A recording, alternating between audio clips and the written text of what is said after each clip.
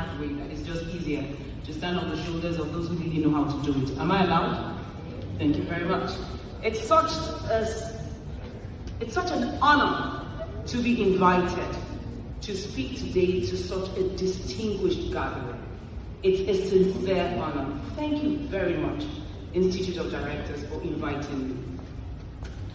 I don't take it lightly at all. When I saw the letter and the way it was crafted, I mean, it takes a very brilliant set of people to craft a letter in such a way. I was like, what is it about? Is it the Forbes Women Entrepreneurship? Why am I being invited? And they said, for being one of the leading advocates of leadership and governance in Nigeria today. I was like, drop everything, we're going. So we're here today. So I'm honored to speak today with the economic powerhouse of Africa, because that's what you are. It's a moot point to say that the economic powerhouse of Nigeria is also the economic powerhouse of Africa. It's what it is. You are the leading anything in Nigeria, you are the leading anything in Africa. And Africa being the world's greatest emerging continent, you know what you mean today, the way you sit in that seat, to the entire globe. I want you to see yourself in a totally different light because of what role you are playing, not only in Nigeria, not only in Africa, but to the entire earth as it is today. You are significant people. I know this is an awards dinner, and normally we'll be giving awards to those who have distinguished themselves in one way or the other. But this year, 2020, has been a year like no other. Therefore, to have merely survived 2020, we need to be congratulating one another. It's not a year about profits, about growth, about expansion. It's a year that survivors are awardees. So you see, I would have said give yourself an elbow, but we are maintaining the social distancing so much. We can't even give ourselves an elbow, but we can give ourselves a round. You truly need to celebrate yourself that you survived 2020. Everything else is secondary. But there's a key takeaway from 2020. Every cloud has a silver lining. I don't want to talk about the challenges because everybody has done that. The key takeaway of 2020 as a student of leadership is, for me, true leadership is revealed in times of crisis. Anybody can fake leadership when everything is good.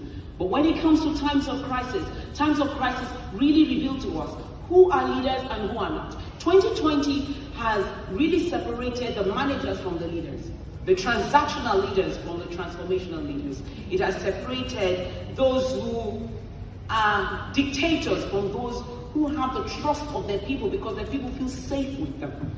2020 has been a year of distinction in that way. It's not been all bad. I'm not going to blame 2020 or the pandemic because I realized that it is the same sun that hardens the wax, that hardens the clay that melts the wax. So when you put the sun on the wax, it melts, but the clay is hardened by the sun. So is it the sun's fault? Or is it what we bring to the sun?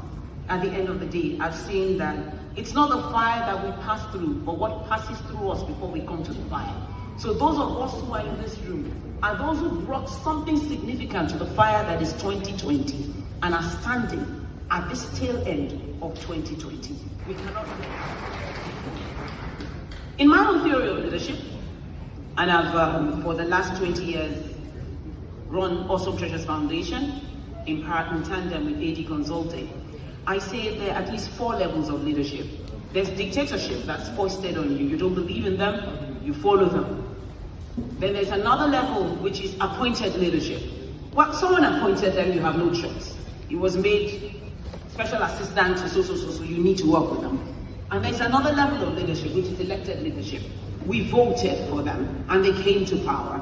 And there's the 4th and the highest level, which I believe in, and it is the level of personal leadership. Leadership without a portfolio, leadership without a title. People like Mahatma Gandhi. He's not a president, he was not a governor, he was not an ambassador, but he could move people. He could stop nations, and that's the highest level of leadership. And in 2020, those are the people chose to follow. Not the people with the high titles, not the people with the multiple titles, but those we believed in. 2020 taught us what it really means to be a leader. I know we're directors, and I know what we're beginning to think about right now is how do I become that kind of leader? I've got 15 minutes and I never spend all the time I've got. But I will hint a bit about it.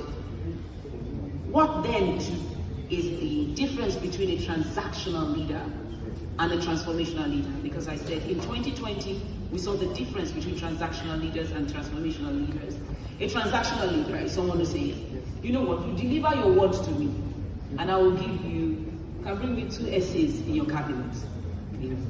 A transactional leader is the one who says, if you perform this way, you're going to get a bonus for Christmas. It is a carrot and stick situation. But in 2020, you couldn't do that. There is no carrot, there's no stick, there's no bonus that is going to make anybody risk his next breath to catch COVID-19 to do what you want. You see, when it comes to my skin, my flesh, my next breath, carrot and stick will not work. It takes a totally different kind of leader. It's a transformational leader that is needed. Who is a transformational leader? A transformational leader is someone who appeals to our self of significance and self-actualization. What do I mean? What made your people, your internal customers, come to work in 2020? What made them work virtually when you couldn't watch them? What made them produce when you were not there? They couldn't time in, they couldn't clock in. It had to be more than a bonus. It had to be more than a threat. It had to be because they began to see significance in what they do. That's the story that is told about significance, which is the way we inspire internal customers and external customers as directors. It says, one day there were 3 men building a wall. So a man came to them and said, ask the first man, what are you building? The man said, you can see I'm putting a brick on a brick. What kind of question is that? What am I doing? Can't you see?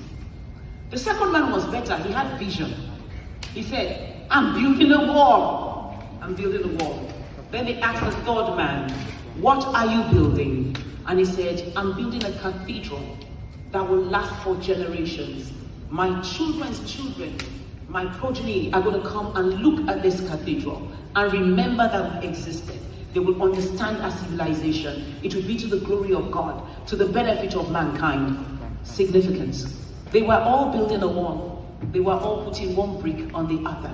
But the third one saw more significance in what he was doing. And people are not going to give us the best in an environment like 2020. If all they are bankers, they're not going to give us the best. If all they are is they work in a company that manufactures pots and pans, they're not going to give us the best until they begin to see the significance in what they do. Their value to society, their value to the future. I'm actually privileged to work with a lot of young people. I saw one of my mentees, she was one of your guest speakers, Tara Feladrotoe, at the Young Directors Forum. She's also a member of Awesome Treasures Foundation. And I've learned, as we gather young people around the world and we interact with them. I was once told, for instance, at one of our summits in London, because we hold global summits pre-COVID, now it's all virtual. And one of the leaders in England came to me and said, Jumoke, how do you gather all these young people?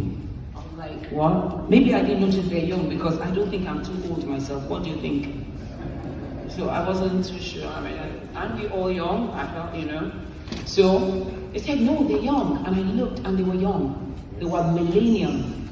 They were Generation Z. And why were they with us? Because they saw their vision and my vision had congruence. They saw in the vision of Awesome Treasures Foundation their future, their vision and their goals were the same as my vision and my goals. So it was really what's in it for me, really. But not money, not a bonus, not whatever. It was significance. They saw that if they followed me and followed our vision, they will arrive at significance. If we are to attract the future and keep the future with our organizations, we must show them significance.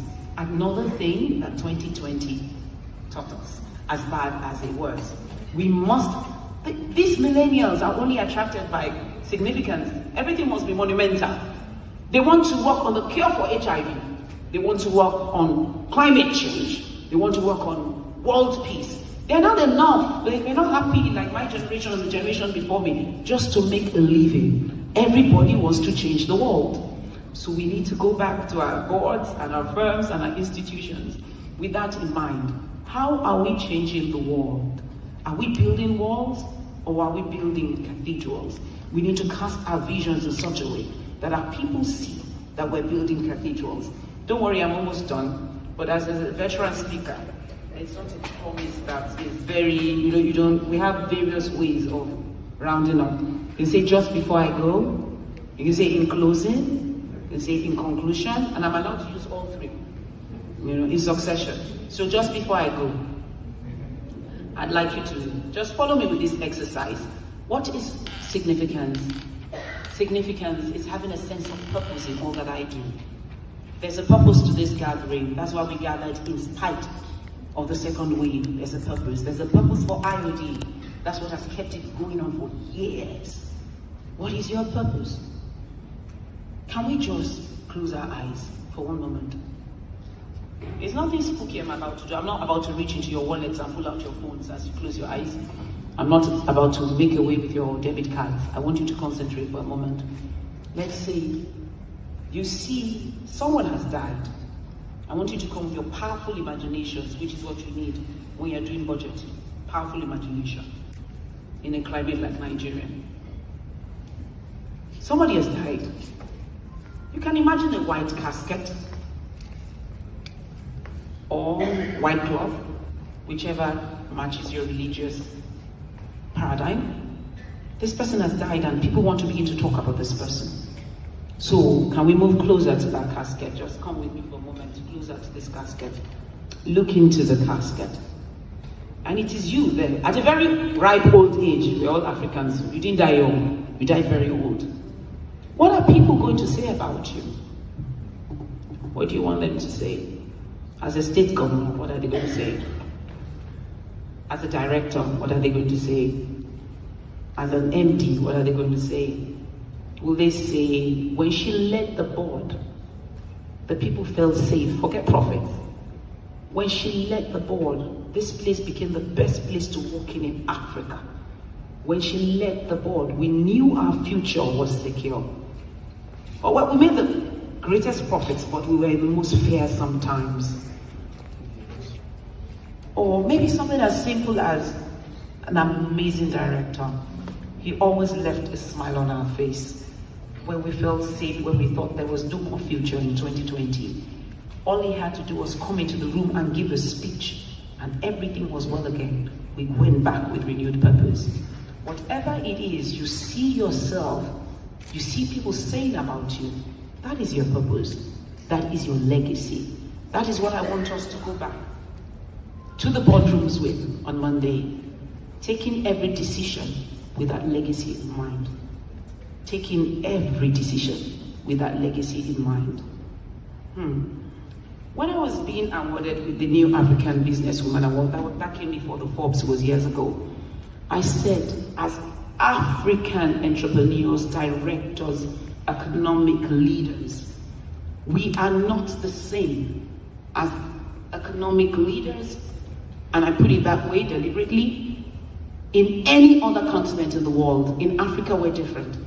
Until our leaders understand that the true human resources of Africa is not the gold, it's not the petroleum, it's not the diamonds.